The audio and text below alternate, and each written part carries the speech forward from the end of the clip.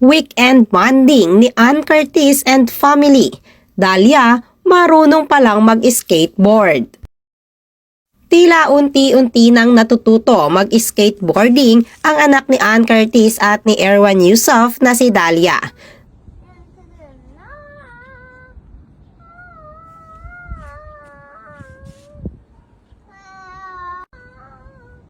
Bukod sa skateboarding ay tila nahihilig din sa pagkanta ang anak ni Ann na si Dalia. At dahil sa ganda ng panahon noong nakaraang linggo ay tila inabot na ng gabi ang mag-anak sa kanilang pagbabanding at paglalaro. Catherine Bernardo, inalala ang masasayang araw na kasama niya si Lolo Sir Ronaldo Valdez. Idinaan sa social media, particular na sa IG story, ang tila pag-alala ng Asia superstar queen na si Catherine Bernardo sa mga masasayang araw na nakasama niya ang veteranong aktor na si Ronaldo Valdez, ang itinuturing niyang Lolo Sir sa kanyang naging serye na Too Good to be True. Naging close si Ronaldo Valdez at Catherine Bernardo kahit pa natapos na ang kanilang serye na Too Good to be True kasama si Daniel Padilla. Ilan nga sa mga ibinahagi ng actress na si Catherine ang kanilang mga photos at videos kung saan nakikipagkulitan pa si Catherine Bernardo kay Lolo Sir. Gloria Romero, 90 years old na pala. Ang ganda pa rin ni Miss Gloria. Sa isang social media post ay ibinahagi ng anak ni Tito Soto na si Shara Soto kasama ang kanyang mami na si Helen Gamboa ang pagpunta nila sa 90th birthday ni Miss Gloria.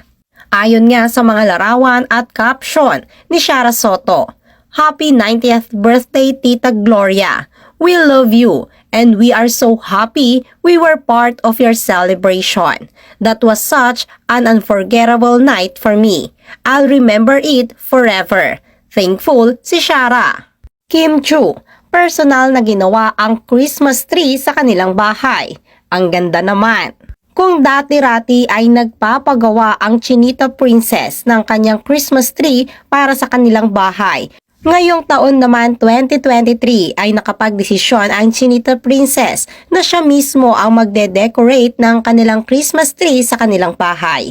Kakaiba nga ito dahil pinabaliktad ni Kim Chu ang kanyang Christmas tree at nilagyan niya ito ng Christmas lights. Sa mga photos na ibinahagi nga ni Kim Chu sa kanyang social media, makikita ang mga candy cane at naglalakihang mga candies na kanyang isinabit sa kanyang Christmas tree.